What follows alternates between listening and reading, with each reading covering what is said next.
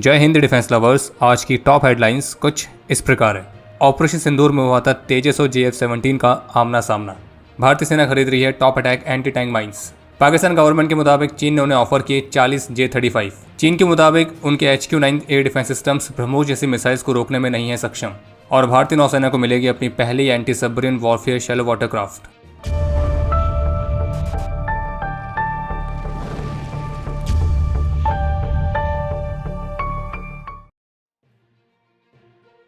ANI की report के मुताबिक आज शुक्रवार को उत्तर प्रदेश के सहारनपुर के पास भारतीय वायुसेना के अपाचे अटैक हेलीकॉप्टर को एक रूटीन ट्रेनिंग सॉर्टी के दौरान प्रिकॉशनरी लैंडिंग करनी पड़ी थी। और बाकी फिलहाल अभी इस घटना पर अन्य डिटेल्स आनी बाकी हैं। इसके अलावा एक और बहुत ही इंटरेस्टिंग सा अपडेट है जिसमें timeslife.com करके एक वेबसाइट है और इनके एक आर्टिकल के मुताबिक ऑपरेशन सिंदूर के दौरान भारत का जो तेजस फाइटर जेट है तो उसने भी रात के समय कॉम्बैट एयर पेट्रोल्स कंडक्ट करी थी।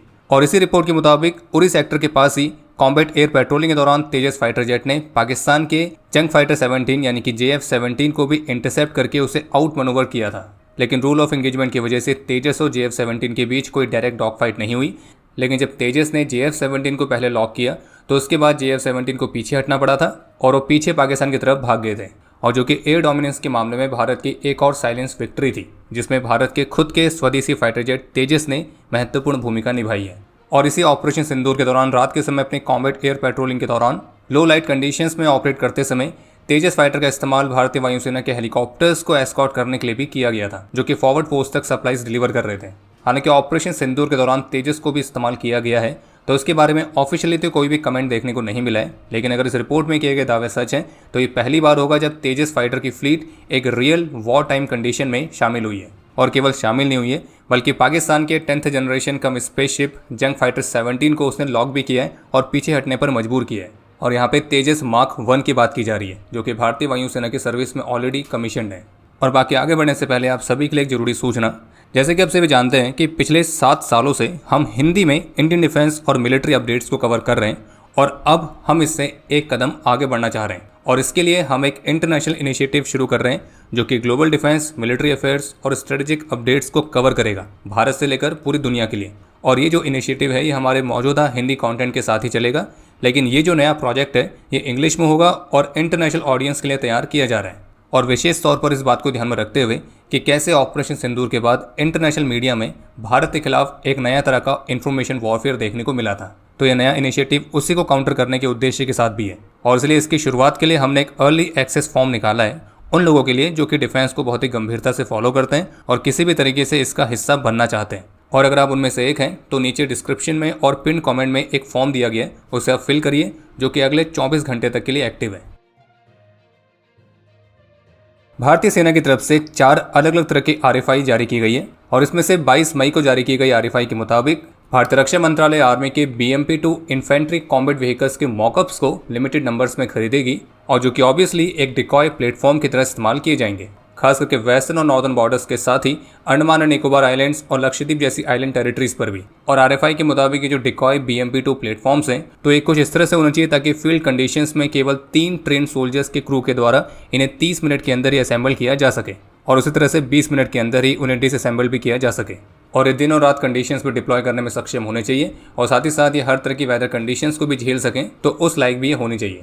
इसके अलावा भारतीय सेना ने 27 मई को भी 2 RFI जारी करी थी जिसमें से एक RFI के मुताबिक भारतीय रक्षा मंत्रालय आर्मी के लिए man pack counter unmanned aerial systems को खरीदेगी जो कि रियल टाइम कंडीशन में दुश्मन ड्रोन्स को डिटेक्ट, ट्रैक और न्यूट्रलाइज करने में सक्षम होंगे। और साथ ही साथ टैक्टिकल ऑपरेशंस और क्रिटिकल इंफ्रास्ट्रक्चर डिफेंसेस के दौरान ये एरियल थ्रेट्स के खिलाफ सुरक्षा भी प्रदान करेंगे। और इसके अलावा भारतीय रक्षा मंत्रालय ने ground based counter unmanned aerial systems की खरीद के लिए भी RFI जारी करी है और ये भी रियल टाइम कंडीशंस में दुश्मन ड्रोन्स को डिटेक्ट, ट्रैक और न्यूट्रलाइज करने में सक्षम होंगे। बाकी इनके अलावा एक RFI 5 जून को भी जारी की गई थी जिसके तहत भारतीय सेना लगभग 4000 top attack anti tank mines को खरीदना चाहती है जो कि एक तरह के एडवांस्ड लैंड बेस्ड म्यूनिशंस हुए जो कि आर्मर्ड प्लेटफॉर्म्स को उनके सबसे कमज़ोर वाले हिस्से जो कि उनका टॉप आर्मर होता है तो वहाँ के माध्यम से उन्हें न्यूट्रलाइज करते हैं। और टैंक के ऊपर से अटैक करने के लिए जो टॉप अटैक माइंस होती हैं वो एडवांस सेंसर्स और वॉरहेड टेक्नोलॉजी का इस्तेमाल करती है। और इस तरह की माइंस को इस्तेमाल करने के कई सारे फ़ायदे हैं और सबसे बड़ा फ़ायदा यह है कि जो आज के मॉडर्न टैंक्स हैं उनके खिलाफ ये काफ़ी ज़्यादा इफेक्टिव साबित होते हैं और मॉडर्न डिफेंस वॉरफेयर के लिए ये एक क्रूशियल एलिमेंट की तरह है। पाकिस्तान गवर्नमेंट के मुताबिक चाइना ने पाकिस्तान के लिए 40 फिफ्थ जनरेशन के J-35 stealth fighter jets, KJ-500 एवॉक्स एयरक्राफ्ट और HQ-19 डिफेंस सिस्टम्स ऑफर किए और साथ में ये भी कहा गया है कि जो अजरबैजान है उसने 40 JF-17 फाइटर जेट्स की खरीद के लिए $2 बिलियन तक की इन्वेस्टमेंट डील भी साइन करी है। इसके अलावा पाकिस्तान गवर्नमेंट की तरफ से ये भी क्लेम किया गया है कि पाकिस्तान के प्रधानमंत्री शहबाज शरीफ के नेतृत्व में पाकिस्तान ने बहुत सारे डिप्लोमेटिक अचीवमेंट्स भी प्राप्त करी हैं। जैसे कि पाकिस्तान के मुताबिक भारत के खिलाफ अमेरिका ने पाकिस्तान के पोजीशन को ओपनली सपोर्ट किया है। वर्ल्ड बैंक ने पाकिस्तान के विकास के लिए $40 बिलियन देने का वादा किया है। कराची में स्टील मिल को स्थापित करने के लिए रशिया ने $2.6 बिलियन की डील साइन करी है। पाकिस्तान और बांग्लादेश के बीच डिफेंस और ट्रेड टाइज रिस्टोर हुए और इस तरह के और भी कई सारे दावे हैं जो कि पाकिस्तानी गवर्नमेंट के मुताबिक शहबाज शरीफ के नेतृत्व में पाकिस्तान के लिए एक बहुत बड़ी अचीवमेंट्स की तरह हैं। वैसे तो पाकिस्तान की सरकार ने अपनी इन अलग अलग उपलब्धियों को गिनाया है, लेकिन इनमें से कितनी उपलब्धियां हैं और कितनी नहीं हैं वो तो आप डिसाइड कर सकते हैं। पर एक उपलब्धि नहीं गिनाई गई है और वो ये कि पाकिस्तान के स्टेट बैंक के मुताबिक कि पाकिस्तान का जो टोटल फॉरेन एक्सचेंज रिजर्व है तो वो $11.5 बिलियन से नीचे जा चुका है और 30 मई के अंत तक इसमें $7 मिलियन तक की गिरावट देखी गई है। हालांकि वो बात अलग है कि फॉरेन एक्सचेंज रिजर्व से पाकिस्तान को करना क्या है। और बाकी हमें पता है कि इस वीडियो के कमेंट सेक्शन में भी कुछ हमारे निकम्मे पड़ोसी आएंगे और वो इस चीज़ को लेकर बहुत खुश हो रहे होंगे कि देखो चीन जो है वो पाकिस्तान को J-35 ऑफर कर रहा है, KJ-500 एवॉक्स एयरक्राफ्ट ऑफर कर रहा है, HQ-19 डिफेंस सिस्टम ऑफर कर रहा है, तो उसको लेकर थोड़ा सा वो फ्लैक्स करने का प्रयास करेंगे। तो उनको हम बस एक ही बात कहना चाहेंगे और वो भी बॉलीवुड मूवी के एक डायलॉग के माध्यम से कि भीख में मिले देश और दान में मिले हथियारों के दम पर इतना भौंकना सही नहीं होता है।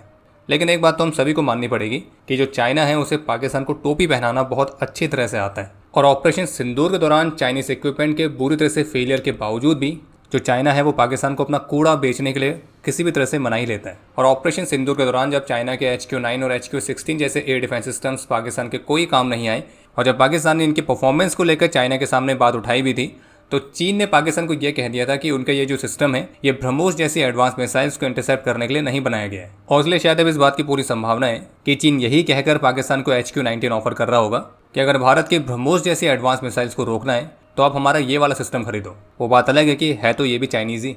और जानकारी के लिए आपको बता दें कि HQ-19 को चीन ने एंटी बैलिस्टिक मिसाइल और एंटी सैटेलाइट वेपन सिस्टम के तौर पर विकसित किया है जो कि मीडियम रेंज की बैलिस्टिक मिसाइल्स को काउंटर करने के लिए मुख्य रूप से डिजाइन किया गया है और SM-3 जैसे सिस्टम से कंपेयर करता है। आगे पाकिस्तान दुनिया का पहला ऐसा देश है जो कि भीख मिलने को एक डिप्लोमेटिक अचीवमेंट मानता है। पाकिस्तान वो देश है जो पहले खुद ही अमेरिका के पास गया था कि हमारे पापा यानी कि भारत के साथ हमारा सीज फायर करवाओ और उसे ही पाकिस्तान अमेरिका के ओपन सपोर्ट की तरह दिखा रहा है। और वैसे कभी कभी हमें ख्याल आता है कि कोई कितना ही जाहिल हो सकता है, लेकिन जो पाकिस्तान है वो हर बार इस मामले पर हमें सरप्राइज कर देता है कि उनसे बड़ा जाहिल कोई भी नहीं है और जाहिल बनने का जो लेवल है उसे पाकिस्तान हर दिन बढ़ाते जा रहा है। रॉयटर्स की रिपोर्ट के मुताबिक एलॉन मस्क का जो सैटेलाइट इंटरनेट वेंचर है जिसका नाम है स्टारलिंक, तो उसे भारत की टेलीकॉम मिनिस्ट्री से एक महत्वपूर्ण लाइसेंस प्राप्त हो चुका है और जिसमें स्टारलिंक द्वारा भारत में सैटेलाइट इंटरनेट प्रोवाइड करने के लिए जो सबसे बड़ी बाधा थी वो क्लियर हो गई है और अब भारत में स्टारलिंक की कॉमर्शियल सर्विसेज लॉन्च करने के लिए ये परियोजना और भी करीब आ गई है। और अब स्टारलिंक को अपनी सर्विसेज शुरू करने से पहले लॉफुल इंटरसेप्शन के लिए पहुंच प्रदान करने जैसे सिक्योरिटी नॉर्म्स का पालन करना पड़ेगा। 18 जून 2025 को विशाखापट्टनम के नेवल डॉकयार्ड में भारतीय नौसेना की सर्विस में पहली anti submarine warfare shallow water craft जिसका नाम है अर्नाला, तो उसे औपचारिक रूप से कमीशन किया जाएगा और इसकी कमीशनिंग सेरेमनी के दौरान chief of defence staff general Anil Chauhan मौजूद रहेंगे। और आपको बता दें कि इस तरह की टोटल 16 शिप्स भारतीय नौसेना की सर्विस में इंडक्ट की जानी है, जिनमें से 8 शिप्स GRSE बना रही है और जबकि बाकी की 8 शिप्स कोची शिपयार्ड। और इस सीरीज में जो सबसे पहली शिप है जिसका नाम है अर्नाला, जो कि 18 जून को कमीशन की जाएगी, तो उसे GRSE ने बनाया है। और इन वॉरशिप्स को बनाने में 80% से अधिक का स्वदेशी कंटेंट इस्तेमाल किया गया है और इनमें जो अधिकतर एडवांस सिस्टम्स इंटीग्रेट किए गए तो उन्हें भारत की ही डिफेंस कंपनियों ने बनाया है, जिनमें Bharat electronics limited, L&T, Mahindra defence, MEIL, तो ये मुख्य रूप से शामिल हैं। और इसी परियोजना में 55 से अधिक MSMEs का भी योगदान है। और बाकी ये जो anti submarine warfare shallow water craft है तो उन्हें सब surface surveillance, search and rescue missions, low intensity के मैरीटाइम ऑपरेशंस तो इनको कंडक्ट करने के हिसाब से बनाया गया है, जो कि भारतीय नौसेना की एंटी सबमरीन वॉरफेयर कैपेबिलिटीज़ को महत्वपूर्ण तरीके से बढ़ाएंगी। बाकी अब समय है आज के इतिहास का। आज के दिन 1998 में सियाचिन ग्लेशियर में अपने अदम्य साहस और वीरता का परिचय देते हुए कैप्टन सुमन दासगुप्ता ने अपना सर्वोच्च बलिदान दिया था और इन्हें मरणोपरांत वीर चक्र से सम्मानित किया गया। आज के दिन 1989 में ऑपरेशन पवन के दौरान अपने अदम्य साहस और वीरता का परिचय देते हुए सेकंड लेफ्टिनेंट रमेश रावत वीर गति को प्राप्त हुए थे। आज के दिन 1999 में कारगिल वॉर में अपने अदम्य साहस और वीरता का परिचय देते हुए नायब सूबेदार मंगेश सिंह ने अपना सर्वोच्च बलिदान दिया था और इन्हें मरणोपरांत वीर चक्र से सम्मानित किया गया। आज के दिन 2017 में नागालैंड में इंसर्जेंट्स का मुकाबला करते हुए मेजर डेविड मल्लून ने अपना सर्वोच्च बलिदान दिया था और इन्हें मरणोपरांत कीर्ति चक्र से सम्मानित किया गया। और आज के दिन कारगिल वॉर में अपने अदम्य साहस और वीरता का परिचय देते हुए कैप्टन हानिफुद्दीन वीर गति को प्राप्त हुए थे और इन्हें मरणोपरांत वीर चक्र से सम्मानित किया गया। और आपके लिए आज का प्रश्न है कि इंडियन मिलिट्री में टोटल कितने टाइप्स की स्पेशल फोर्सेस यूनिट्स हैं। और अब समय है आज के टॉप 3 कमेंट्स का, जो ये रहे आपकी स्क्रीन पर।